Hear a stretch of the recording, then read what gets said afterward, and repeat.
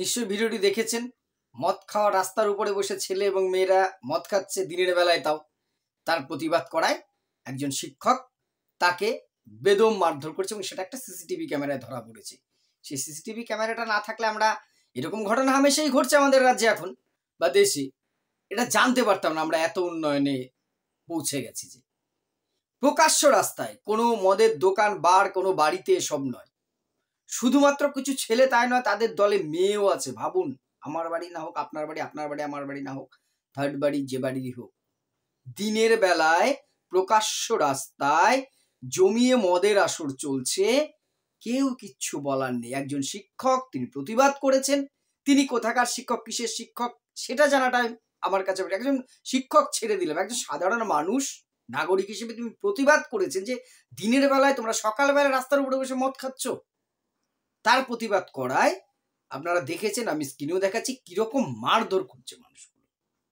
কোথায় চলে গেছি আমরা, মোটামুটি আমাদের আর পৌঁছানোর কিছু জায়গা নেই। আমরা শেষ পর্যায়ে প্রায় চলে এসেছি। একটা রাজ্যকে, একটা সমাজকে, একটা দেশকে সর্বনিম্ন যে জায়গায় পৌঁছানো যায় আমরা কিন্তু দায়িত্ব নিয়ে মোটামুটি পৌঁছে দিয়েছি। এ দায়িত্ব আমি, আপনি, আমরা কেউ কিন্তু অস্বীকার করতে পারি না। আমরা অনেকেই শুধুমাত্র সরকারকে দোষ করব, পুলিশ প্রশাসনকে দোষ দেব। আরে এদের আর দোষ দিয়ে কি হবে? এদের দোষ দেওয়ার কোনো জায়গাই নেই। এদের সিলেক্ট করেছি, নির্বাচন করেছি আমরা, আমি, আপনি লাফাতে লাফাতে যাব, আবার এক্স দলকে না দেব, ওয়াই দলকে না দেব, জেড দলকে ভোট দেব। মোটামুটি যে যায় লঙ্কায় সে হয় রাবণ, সেই যা চলছে তাই চলবে। সমাজ ব্যবস্থাটা কোথায় গেছে একবার ভাবুন তো। মদের দোকান যত না বৈধ দোকান, তার চেয়ে বেশি অবৈধ দোকান। পাড়ায় পাড়ায়, মহল্লায় মহল্লায় আপনি ওষুধ চাইলে ওষুধের দোকান পাবেন না, কিন্তু চাইলে অবৈধ মদের দোকানের কোনো শেষ নেই। জানে না যারা জানার, কারা এখান থেকে পয়সা তোলে, কারা অবৈধ পারমিশন দেয়, সেটা আপনিও জানেন, আমিও জানি, সবাই জানে, একদম সর্বোচ্চ মহল পর্যন্ত জানে না। এটা কখনো হতে পারে না, কিন্তু বলা যাবে না। এটা নিয়ে যদি আমি এখন উল্লেখ করি, আমি কেস খাবো, আপনি উল্লেখ করলে আপনি কেস খাবেন। দলে এরাই ভারী। যে প্রতিবাদ করেছেন তিনি একা, আর যারা মারধর করছে তারা অনেক কজন, আর দর্শক আরো বেশি। দেখুন, আমি, আপনি, আমরা নিশ্চুপ থাকছি, চারদিকে এরকম ঘটনা ঘটছে। ভেবেছেন সমাজটা? এই মদের নেশা যখন এই বিপিন বাবুর কারণ শুধু আমার পেটে পড়ছে, তখন তো আমি আর মানুষ থাকছি না। যার ফলে এখন চারিদিকে এই যে বিভিন্ন সময় টিজিং হচ্ছে, মহিলাদের উপর অত্যাচার হচ্ছে, একটা বড় কারণ দাঁড়িয়ে আছে এই নেশা।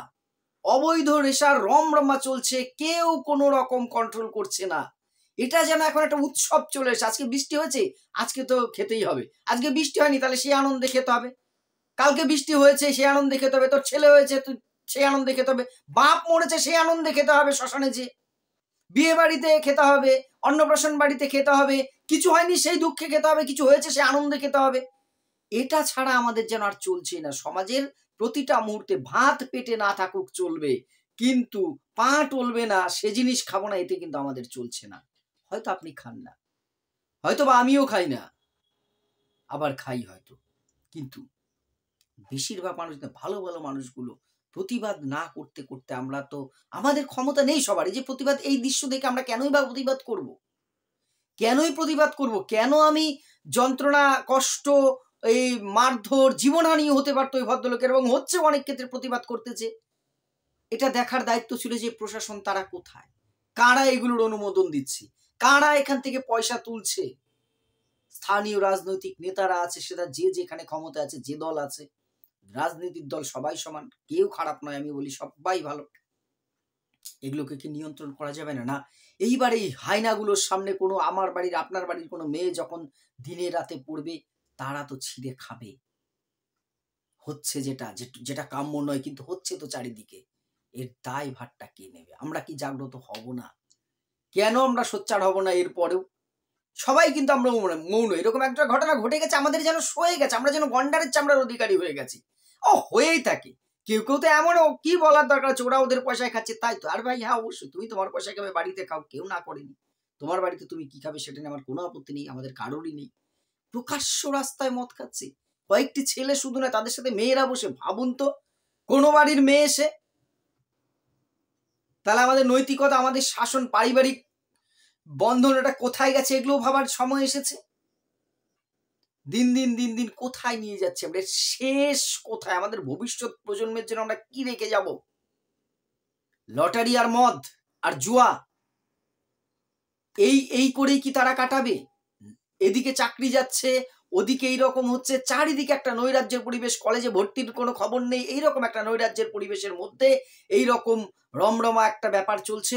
আমরা নীরব দর্শক হয়ে শুনছি, আমরা এই নিয়ে ব্যস্ত, সেই নিয়ে ব্যস্ত, দেব শুভশ্রীর ওই সিনেমা আসলো কিনা, বেঙ্গল ফাইলস দেখবো কিনা, এই হবে কিনা, সেই হবে কিনা ব্যস্ত। এদিক আমাদের পেটে ভাত না থাক, পেয়ালা ভর্তি বিপিন বাবুর কারণ সুধা নিয়ে আমরা বসে আছি। এইভাবে যদি চলে ভবিষ্যৎটা কোন দিকে যাবে?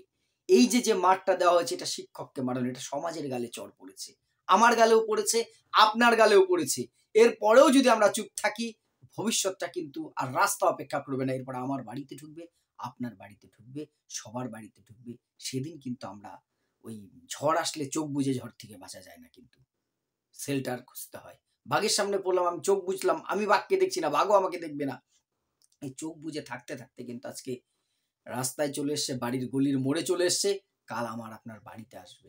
তাই সতর্ক হওয়ার বোধহয় সময় এসেছে।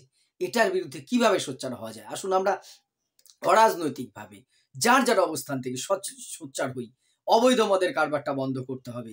মদ ঘরে ঘরে পৌঁছে না দিয়ে বিকল্প করুন।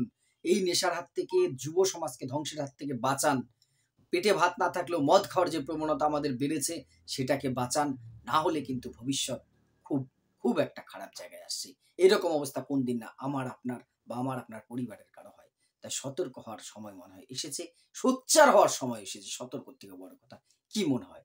এর থেকে আমাদের মুক্তির উপায় কি আছে? অবশ্যই আপনারা কমেন্ট করে জানাবেন। ধন্যবাদ।